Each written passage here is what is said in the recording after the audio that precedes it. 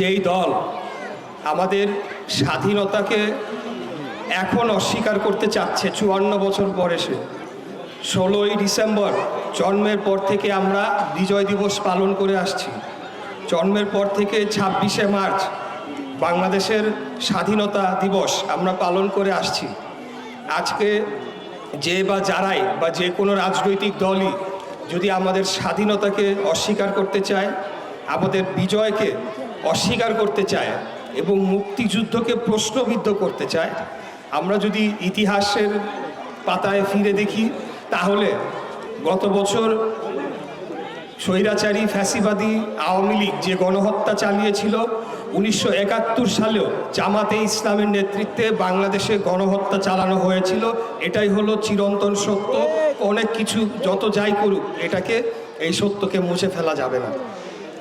আমাদের নেতা শহীদ রাষ্ট্রপতি জিয়াউর রহমান, উনি একটি বিভক্তি বাংলাদেশ থেকে একটা ঐক্যবদ্ধ এবং কোনো বিভাজন মুক্ত বাংলাদেশ গড়তে চেয়েছিলেন বিধায় সকল রাজনৈতিক দলকে যখন আবারও গণতান্ত্রিক উপায়ে রাজনীতি করার সুযোগ দেওয়া হলো, তখন ওনার উদারতায় জামাতে ইসলামীকেও রাজনীতি করার সুযোগ তখন দেওয়া হয়, তাদের নিবন্ধন ফেরত দেওয়া হয়।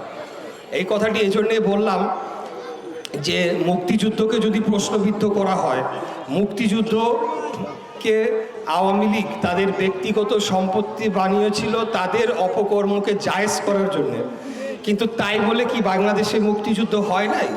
1971 সালে কি পাকিস্তান হানাদার বাহিনী দ্বারা বাংলাদেশে কি গণহত্যা চালানো হয় নাই?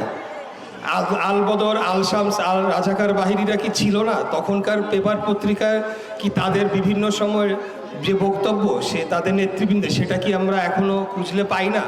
আমরা তো বোকার স্বর্গে বাস করছি না। বাংলাদেশের মানুষ খুব ভালো করেই জানে যে তাদের ভূমিকা সেই সময় কি ছিল। আজকে পচা গলা রাজনীতির কথা বলে, তারা হলো পচা গলা ভণ্ড রাজনীতি, যারা বাংলাদেশের মানুষ ঘৃণা করে প্রত্যাখ্যান করেছে। এই রাজনীতি বাংলাদেশের মানুষ চায় না। শিশুদেরকে মিথ্যা কথা বলে, আমাদের ইতিহাস সম্পর্কে মিথ্যা তথ্য দিয়ে যারা রাজনীতি করতে চায়, আসলে তাদেরকে মানুষ আগামী 12 তারিখ ব্যালটের মাধ্যমে জবাব দিয়ে দিবে বলে আমি বিশ্বাস করি। ইতিপূর্বে আমাদের মনে হয় আর ভাগ্য আমাদের পরিবর্তন হবে না। ইতিপূর্বে আমরা দেখেছি আওয়ামী লীগ ইতিহাস বিকৃত করেছে, এক ব্যক্তির মুক্তিযুদ্ধ বানানোর চেষ্টা করেছে। এখন আরেক রাজনৈতিক দল যারা ঠিক তার অপর পাশে আছে, তারা এখন মুক্তিযুদ্ধকেই স্বীকার করতে চাচ্ছে না, এরকম একটা বয়ান হাজির করার চেষ্টা করছেন। এই ধরনের কোনো ধরনের মিথ্যা অপতথ্য আমরা বাংলাদেশের জনগণ মেনে নেবে না, এটা আমি বিশ্বাস করি। বাংলাদেশের মানুষ, যেটা আগেই বলেছে, তারা অত্যন্ত সচেতন।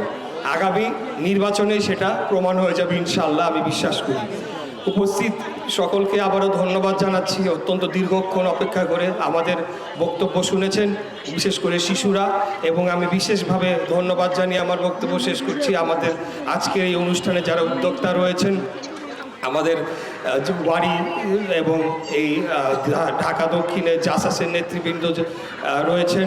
কয়েকটা নাম না বললেই নয়। আমাদের জাহাঙ্গীর শিকদার রয়েছেন, এখানে KS হোসেন টমাস রয়েছেন, এবং শিবা শানু সহ অন্যান্য উপস্থিত যারা নেতৃবৃন্দ জাসাসের, আপনাদেরকে অশেষ ধন্যবাদ জানাই। কারণ শিশুদের সাথে আমরা এখানে জিয়া শিশু কিশোর মেলা, এই সংগঠনের মাধ্যমে শিশুদের সাথে কিছু সময় কাটাতে পেরেছি এবং তাদেরকে আমরা বাংলাদেশের আসল ইতিহাস সম্পর্কে, স্বয়ং মুক্তিযোদ্ধাদের মুখ থেকে আমরা কিছু ইতিহাস সম্পর্কে ধারণা দিতে পেরেছি। এটাই আমাদের সার্থকতা।